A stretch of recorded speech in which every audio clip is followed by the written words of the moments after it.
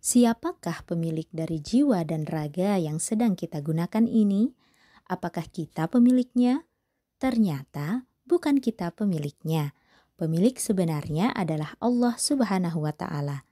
Seperti yang Allah sebutkan dalam surat An-Nur ayat 42 yang artinya, "Dan milik Allah lah kerajaan langit dan bumi, dan hanya kepada Allah lah kembali seluruh makhluk." Masya Allah, ternyata kita hanya dipinjami saja jiwa dan raga ini, hanya dititipi sementara waktu. Dan karena jiwa dan raga ini hanya pinjaman, hanya titipan, maka nanti akan tiba masanya kita mengembalikan titipan ini. Dan kepada siapa titipan ini akan dikembalikan? Tentu saja kepada sang pemilik, yaitu Allah Subhanahu wa Ta'ala. Lebih jauh lagi, Allah memberitahukan kepada kita melalui firman-Nya dalam surat At-Tin ayat 4 bahwa jiwa raga kita ini diciptakan oleh Allah dalam bentuk yang sebaik-baiknya, dalam kondisi yang sempurna. Karena jiwa raga yang kondisi penciptaannya baik ini sedang kita pinjam sementara waktu, maka sudah menjadi kewajiban kita sebagai peminjam untuk menjaga kesempurnaan jiwa dan raga ini. Sebab nanti saat tiba masanya kita mengembalikan pinjaman ini, tentunya kita harus mengembalikannya dalam kondisi semula, seperti saat jiwa raga ini diciptakan, yaitu dalam bentuk sebaik-baiknya. Dalam menjaga kesempurnaan jiwa raga yang Allah pinjamkan kepada kita ini, kita harus mengikuti syariat atau aturan Allah. Sebab untuk menjaga dan merawat barang pinjaman, tentunya kita harus memakai dan mengikuti pedoman serta aturan dari sang pemilik barang pinjaman tersebut. Kita ibaratkan dengan analogi pinjam mobil. Ketika kita meminjam mobil mewah pada seseorang, sebelum kita membawa mobil mewah itu pergi, si pemilik mobil tersebut pasti memberikan beberapa pesan dan catatan ke kita tentang cara untuk menjaga dan merawat mobil itu selama kita meminjamnya. Misalnya, dia akan bilang, "Ini nanti mobilnya tolong diparkir di tempat yang teduh ya, jangan parkir di tempat yang panas. Tolong diisiin Pertamax Turbo ya, jangan diisiin solar. Joknya juga jangan sampai ketumpahan air ya, itu kulit asli, harganya mahal, nanti bisa jamuran," dan sebagainya. Nah, begitu juga dengan Allah.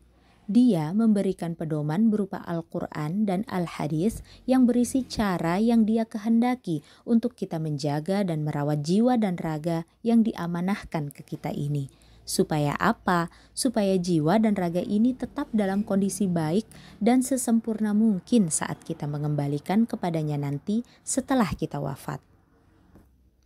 Kalau kita tidak taat merawat dan tidak menjaga titipan Allah ini sesuai dengan cara yang Dia kehendaki dan kita mengembalikan jiwa raga ini kepadanya dalam kondisi yang buruk, maka Allah sebagai sang pemilik tentunya akan murka lalu memberikan hukumannya, entah itu di dunia ini atau di akhirat nanti. Na'udzubillah, semoga kita tidak termasuk golongan orang yang Allah murkai. Namun sebaliknya, kalau kita taat merawat dan menjaga titipan Allah ini sesuai dengan cara yang Dia kehendaki dan kita mengembalikan jiwa raga ini kepadanya dalam kondisi yang baik, Allah akan puas atau ridho dengan apa yang kita lakukan. Dan insya Allah Dia akan memberi kita hadiah yang tak terduga, tak ternilai harganya, entah itu di dunia ini atau di akhirat nanti. Semoga kita termasuk orang-orang yang mendapatkan hadiah dari Allah itu. Allahumma amin. Selain karena mengharap ridho dan hadiah besar dari Allah selaku sang pemilik, menjaga kesehatan jiwa raga juga adalah hal yang patut untuk kita prioritaskan. Sebab, bukankah akan sangat menyenangkan hidup ini bila jiwa dan raga kita dalam kondisi yang baik dan sehat? Jika jiwa dan raga kita sehat, kita jadi lebih semangat untuk melakukan ibadah kepada Allah yang bentuknya sangat banyak itu, seperti melayani suami, mendidik anak, mempercantik rumah, merawat diri, dan menebar manfaat di muka bumi. Jadi, bersemangatlah untuk menjaga kesehatan jiwa dan raga. Lalu, apa saja sih aturan dari Allah di dalam Al-Quran dan Al-Hadis untuk merawat dan menjaga pinjaman berupa jiwa dan raga ini? Ada banyak. Tapi untuk saat ini kita akan fokus pada aturan atau syariat yang berkaitan dengan aktivitas makan minum. Di dalam Al-Quran surat Al-Baqarah ayat 168 dan surat Al-A'raf ayat 31, Allah sebutkan 3 syarat utama makan minum yang harus dipenuhi oleh seluruh Bani Adam atau anak cucu Adam, atau dengan kata lain, seluruh umat manusia. Tak peduli yang tua, yang muda, yang bayi, yang balita, yang dewasa, yang kaya, yang miskin, pokoknya semua orang. Ketiga syarat itu adalah halal, thayyib, dan tidak berlebih. Halal. Aturan ini berbicara tentang kualitas secara hukum syar'i, atau dengan kata lain artinya boleh. Kenapa harus makan yang halal? Karena setiap jiwa manusia itu suci, setiap jiwa itu pada fitrahnya adalah baik, dan secara fitrah jiwa kita menginginkan segala hal yang baik. Saat seseorang mengonsumsi makanan atau minuman haram, tak peduli apapun agamanya, jiwanya pasti akan memberontak. Jiwa yang memberontak ini akan mengirimkan sinyal kecemasan kepada raga, sehingga kemudian memunculkan hormon-hormon cemas yang akan mempengaruhi kesehatan. Itu baru dari segi pemberontakan jiwa saja, belum lagi dari segi metabolisme tubuh terhadap makanan minuman haram tersebut. Nanti kita akan bahas lebih detail pada materi-materi selanjutnya. Thayyib, baik atau sehat. Aturan ini juga berbicara tentang kualitas, namun yang ini dari segi dampaknya terhadap hal yang bersifat material. Kita harus teliti melihat dampak dari suatu makanan dan minuman terhadap kesehatan kita, kesehatan orang lain, kelestarian makhluk Allah yang lain seperti hewan dan tumbuhan, perekonomian masyarakat, kedaulatan pangan masyarakat, dampak terhadap tanah, air, udara, dan bumi secara keseluruhan. Masya Allah, dengan satu aturan saja yaitu thayyib, Allah menghendaki agar kita menjadi manusia yang tidak egois, menjadi manusia yang tidak hanya mementingkan pemuasan nafsu semata. Tidak berlebih. Aturan ini berbicara tentang kuantitas atau jumlah makanan minuman halal thayyib yang kita konsumsi. Rasulullah Shallallahu Alaihi Wasallam sudah menyampaikan batasan tentang apa yang dikatakan sebagai tidak berlebih ini, yaitu makan beberapa suap saja hanya untuk menegakkan tulang punggung untuk beribadah kepada Allah. Atau jika ingin memasukkan sedikit lebih banyak ke dalam perut, bisa diatur sepertiga makanan, sepertiga air, dan sepertiga udara. Ketiga syariat ini sifatnya setara, artinya tidak ada aturan yang lebih dominan atau lebih diutamakan daripada yang lain. Aktivitas makan minum kita sehari-hari wajib memenuhi ketiga syarat tersebut. Tidak boleh pilih salah satu saja.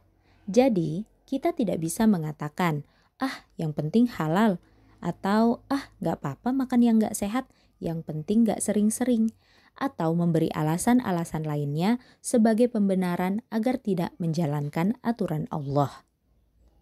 Allah menyebutkan dalam firman-Nya bahwa jika syarat itu tidak terpenuhi, baik itu hanya satu atau seluruhnya, maka Allah samakan hal tersebut dengan mengikuti langkah-langkah syaitan. Dan langkah-langkah syaitan itu pasti berseberangan dengan jalan yang dikehendaki Allah. Jika Allah menghendaki kita memakan yang halal, maka syaitan akan mengajak kita untuk memakan yang haram.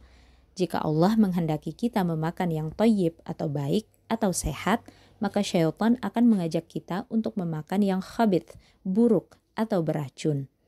Jika Allah menghendaki kita memakan yang halal dan thayyib itu dengan cara tidak berlebihan, maka syaitan akan mengajak kita untuk memakannya secara berlebih-lebihan. Jalan yang mana yang akan kita pilih? Tentunya jalan keselamatan. Sebab barang siapa yang mengikuti langkah-langkah syaitan, pasti dia akan merugi, entah itu di dunia ini atau di akhirat nanti. Dari ketiga aturan makan minum yang Allah berikan ini, kita mungkin jarang terpeleset di aturan yang pertama. Sebab sebagai orang yang beriman, kita jelas tidak mau makan dan minum sesuatu yang haram. Tapi sayang, kita sangat sering terpeleset di aturan yang kedua dan ketiga. Kita sering terpeleset memakan makanan yang tidak thayyib atau khabith dan sekaligus mengonsumsinya dengan jumlah yang berlebihan. yang akhirnya membuat kita jatuh ke dalam lubang yang sangat dalam, yang saking dalamnya sampai-sampai kita terlena dan merasa nyaman berada di lubang gelap itu dan tidak mau keluar, tidak mau menggapai cahaya. Hingga tanpa kita sadari, lama-kelamaan, perlahan tapi pasti, kita pun merusak jiwa dan raga yang Allah pinjamkan dan titipkan kepada kita ini.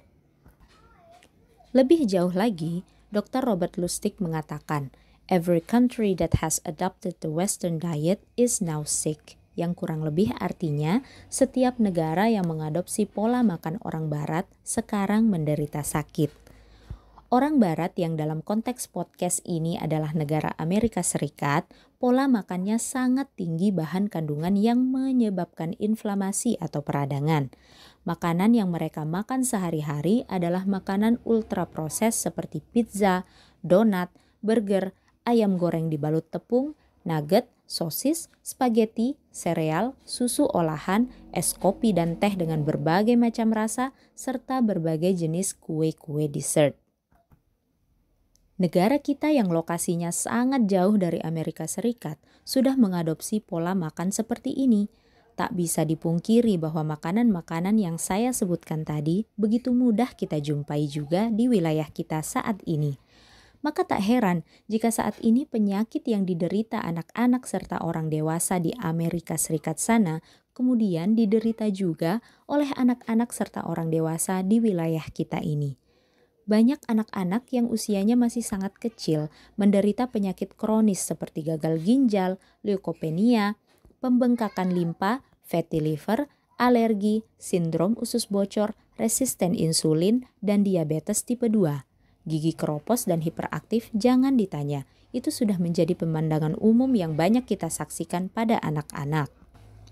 Apalagi orang dewasanya, penyakitnya sudah sangat beragam. Lambung bermasalah, tekanan darah tinggi, kolesterol dan asam urat tinggi, penyakit jantung, gagal ginjal, depresi, dan masih banyak lagi masalah kesehatan lainnya.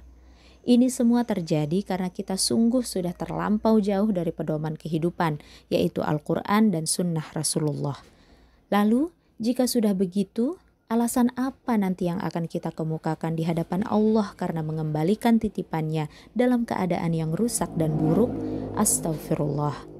Tapi saya yakin sahabat taat sehat di sini insya Allah semuanya mau berusaha keluar dari jebakan syaitan, mau memperbaiki kesalahan, mau bergerak menuju cahaya Allah, mau menjaga titipan Allah, dan mau mengembalikan titipan-titipan ini kepada Allah nanti dalam kondisi sesempurna mungkin. Semoga Allah senantiasa menolong dan memudahkan kita dalam menjalankan setiap pedoman dan aturan darinya. Allahumma amin. Wassalamualaikum warahmatullahi wabarakatuh.